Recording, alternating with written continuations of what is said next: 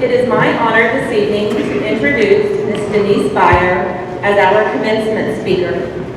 Denise was born and raised in Muenster. She is the daughter of Dan Beyer and Mary Alice Dennison, and the very proud aunt of senior graduate Lauren Tribubach. Denise graduated from Muenster High School in 1989. Immediately following high school, she attended Texas Women's University in Denton and graduated with a Bachelor of Science degree in education. Then just 3 years later, while teaching middle school math, she returned to TWU for a Master's of Education degree with an administrative certificate.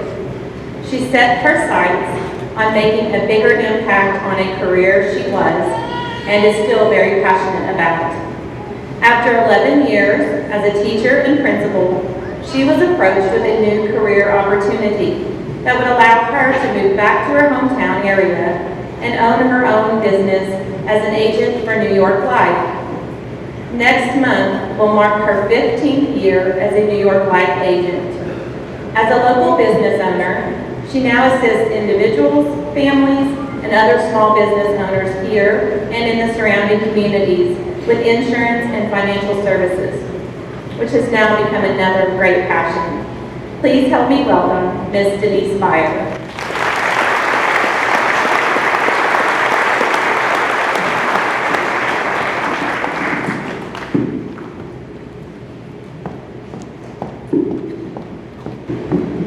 Good evening. I'm honored by the invitation to address you tonight. And thanks for that wonderful speech. We could have collaborated. I think you'll find it be a good compliment to what you spoke about. Let me start by saying congratulations, class of 2019. We are here to celebrate your academic achievements and to thank those whom have guided you throughout the years. I'd like to begin by retelling a story some of you probably remember.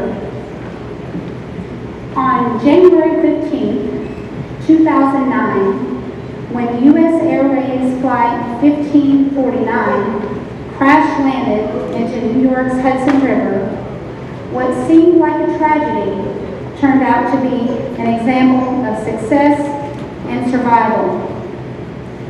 Just 90 seconds into a routine flight from LaGuardia Airport bound for Charlotte, North Carolina, with 150 passengers and 5 crew members aboard, pilot Captain Sully Sullenberger III and First Officer Jeff Stiles experienced sudden and unexpected interference from a flock of large birds that came into contact with the aircraft. Officer Stiles was flying the Airbus when Sully said he could sense a shudder in the engines and knew almost immediately that both had failed. In an interview days after the event, Sully described the loss of engine thrust at low altitude and low speed over one of the most densely populated areas on the planet as a, quote, very challenging and dire situation. As the plane began to lose speed, altitude, and forward momentum, Sully fell back on his experience and training to make the protocol statement, "My aircraft," to communicate to his co-pilot that he was taking full control of the airplane. Then Sully made the distress call, "Mayday, Mayday, Mayday." And within 30 seconds of engine failure, Sully began communicating with air traffic control, looking for a place to land.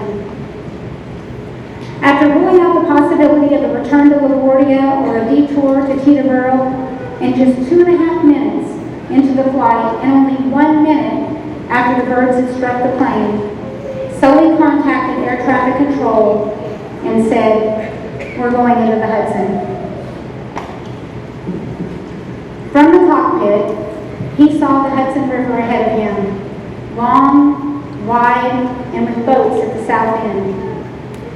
His training told him to land near the boats in order to facilitate a quick rescue of the passengers and crew. As a former Air Force pilot, by this time, Sully had dedicated over 30 years flying commercial aircrafts and specialized in accident investigations. As he and the co-pilot prepared for a water landing, he said he thought about past examples where commercial jets were unsuccessful when forced to land on a body of water. He was determined not to make those same catastrophic errors. As they were descending rapidly toward the water, Sully said that focus and concentration allowed him to ignore that strong physiological response that he was having to this horrible situation. And instead, he used his experience, training, and talent to focus on landing the aircraft safely. 90 seconds before hitting the water, Captain Sullenberger made the announcement to the passengers and crew, "Brace for impact." Rarely, if ever, will we find ourselves in a situation as harrowing as Sully. But eventually, we will all find ourselves experiencing challenges we didn't expect. Seniors, you will face many challenges throughout your life. And until you create your own experiences, I suggest you find a mentor, someone that can be a source of support and guidance and teaching for you. In preparation for tonight, I found myself studying a lot of topics, one of which was about Generation Z, or iGen, which they call in the class of 2019. But first, let me say you were raised by Gen Xers, your parents, who were raised by baby boomers, your grandparents.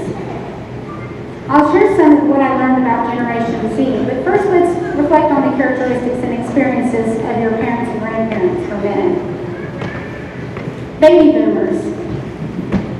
You are known to uphold values, be loyal, and have a strong work ethic. You are competitive, goal-oriented, and value success. You coined the term workaholic, often working 40 to 60 hours per week and 30 to 40 years for the same company. You introduced rock and roll music in the microwave. Cars weren't equipped with seat belts, making a straight arm across the chest of your passenger almost a reflex when coming to a quick stop. You made calls from home on party lines and used payphones when traveling out of town. You used typewriters, 10-key adding machines, and got information from library reference books. You ate Swanson dinners on TV trays while you watched programs like I Love Lucy, The Everett Sullivan Show, Gunsmoke, and Bonanza. You remember the Vietnam War, the Civil Rights Movement, the first moon landing, and exactly where you were the day President John F. Kennedy was assassinated. Gen Xers, I'm one of you. We were raised by baby boomers. We are known for being independent, resourceful, and self-sufficient. We are referred to as the latchkey generation due to the dramatic divorce rates resulting in more mothers in the workforce. We talked to our friends on landlines with cords that stretched 20 feet. We took typewriting classes in high school, saw the first word processor, and later computers with dial-up internet. By the way, Gen Xers invented YouTube, Google, and Amazon. You're welcome, class of 2019. We wore seatbelts, only when traveling out of town, of course. We were often called the MTV generation. We made loads of mixed cassette tapes and listened to them on jam boxes and played Pac-Man on Atari. We watched popular TV shows like The Dukes of Hazzard, The Love Boat, Gilligan's Island, The Cosby Show, and Dallas. We are expected to work in an average of 7 different jobs throughout our lifetime. We remember the fall of the Berlin Wall, the Challenger disaster, the wedding of Princess Diana, Operation Desert Storm, and exactly where we were on 9/11. Generation Z, you are a generation with your own unique qualities. You're considered to be independent, competitive, and creative. You grew up during the Great Recession. You have never known a day in your life without the internet, smartphones, and laptops. You get your information from YouTube and Google. You've led the demand for social media sites like Instagram, Snapchat, and Facebook, and Twitter. You get your advice from influencers on social media. And you devote an average of 9 hours per day to screen time.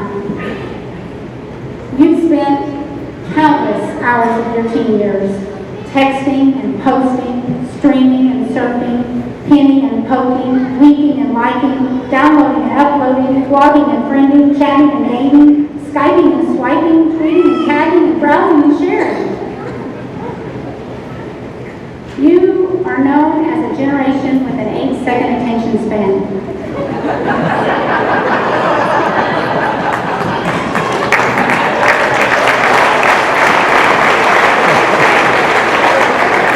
I guess that's not good for me. I left you back there at good evening. No, but you're also known as amazing multitaskers. You often stream a movie while texting a friend and Snapchatting at the same time.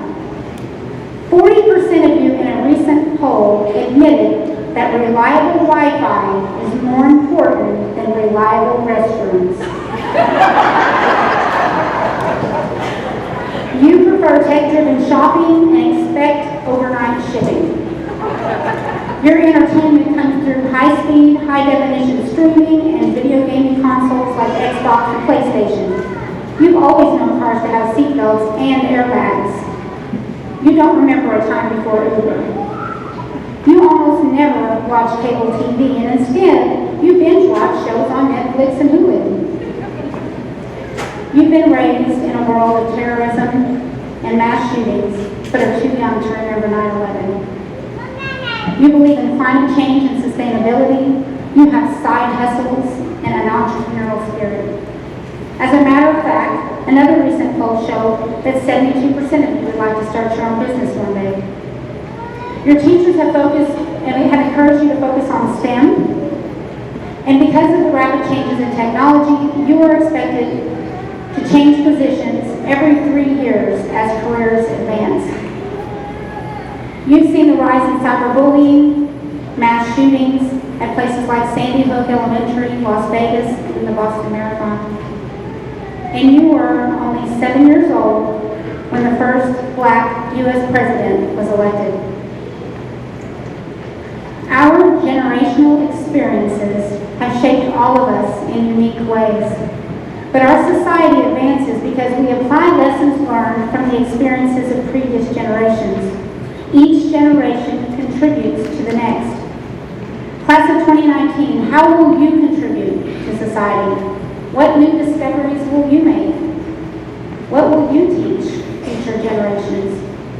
Well, starting today, you will create your own lesson plans for learning. Many of you will continue your formal education in colleges or universities or trade schools. Others will begin your careers immediately after high school by joining the workforce. Either way, learning will be your choice. I believe your success will depend on your commitment to continuous learning. As a talented group of students, we've watched you perform on some of the biggest stages at the state and national level. There's no time tonight to list them all. I've been impressed by the way you dedicate yourself to a high school sport or an academic activity. Your accomplishments have been a direct result of the hard work you put in to continuously learn and improve those skills. I've watched you represent your school and community with pride and ambition and humility. Those unique experiences have prepared you for this day. But what about tomorrow? Let's be honest, no one knows for sure. You haven't had a chance to test those skills outside of high school.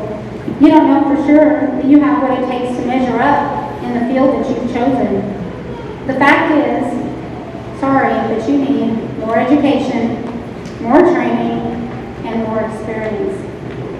You need real-life examples of success and failure to better understand your abilities. I believe the greatest challenge that we all face moving forward is to find a way to remain relevant in a world that is changing more rapidly than ever before.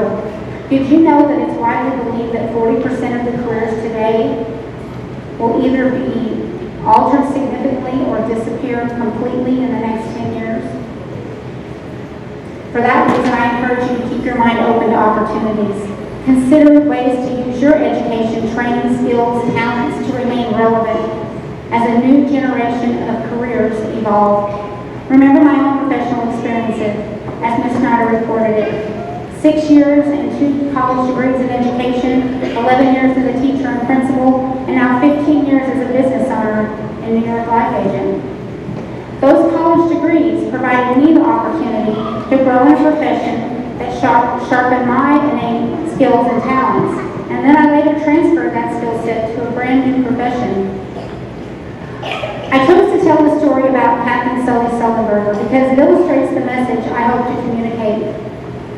I believe that his heroic act demonstrates how confidence, commitment, ambition, and humility can put you in a position not only to be an individual success, but also contribute to future generations. Just days after successfully landing U.S. Airways Flight 1549, Sully was asked in that same interview about his thoughts in the moments just before landing and whether he was worried about the possibility of a catastrophic crash. He said simply, "I was sure I could do it." Then, when asked about his confidence in that moment, he offered a simple yet compelling explanation. He said, "One way of looking at it might be that for 42 years, I've been making small, regular deposits in this bank of experience, education, and training. And on January 15, 2009, the balance was sufficient so that I could make a very large withdrawal." He went on to say, "It's all about experiences. You will use your education, skills, and talents in ways you don't expect." On behalf of everyone here tonight, do life with courage and commitment. Be humble during times of success and generous during times of failure. After making what Sully described as a, quote, hard landing on the Hudson River, he recalled how he kept the wings of the plane level as it glided onto the water. The nose came down as the speed decreased. The plane turned slightly to the left, then stopped. Sully then turned to Officer Stiles and said, "Well, that wasn't as bad as I thought." His hard work and preparedness made it possible for him to say that. Class of 2019, wherever you go from here, go with all your heart. Life is unpredictable. Face challenges with hard work and preparation. Be open to new opportunities. Enjoy successes and learn from failures. Finish what you start. Draw on the knowledge and experience from others. Find a mentor today and be a mentor tomorrow. Believe in yourself and never stop learning.